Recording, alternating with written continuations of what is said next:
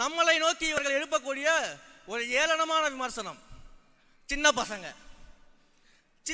பேசுறாங்க, சின்ன பசங்க கட்சியில் இருக்கிறாங்க என்றெல்லாம் பேசுகிறார்களே.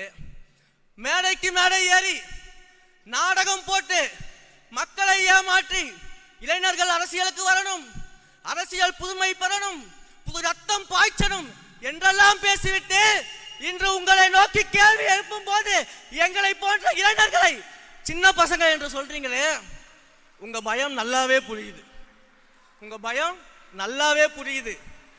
ஆனா எழுதி வச்சுக்கோங்க, இந்த சின்ன பசங்க 2026 தேர்தலில் உங்கள் ஆட்சிக்கு முடிவுரை எழுதி எங்கள் தலைவரின் நல்லாட்சிக்கு துவக்க உரை எழுதுவோம். இதை நடத்தியே தீர்வோம். எத்தனை அதட்டல்கள், உருட்டல்கள், மிரட்டல்கள் வந்தாலும் அஞ்ச மாட்டோம். தேர்தல் களத்தில் உங்கள் கதை முடிக்கும் வரை ஓட மாட்டோம்.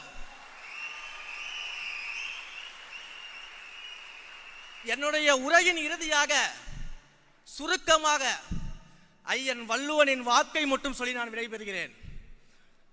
முறை செய்து காப்பாற்றும் மன்னவன் மக்களுக்கு இறையென்று வைக்கப்படும். நீதி தவறாமல் மக்களுக்காக கடமையாற்றக்கூடிய ஆட்சியாளர் கடவுளாக போற்றப்படுவார். நம் தளபதி வரும் காலத்தில் மக்கள் மனதில் போற்றப்படுவார், போற்றப்படுவார், போற்றப்படுவார். 2026 தமிழக வெற்றி கழகத்தின் ஆட்சி அமைகிறது. தலைவர் முதல்வர் ஆகிறார், நல்ல ஆட்சி கொடுக்கிறார் என்பதில் எந்த மாற்று கருத்தும் இல்லை. வாய்ப்பளித்த என் உயிரான தலைவருக்கும்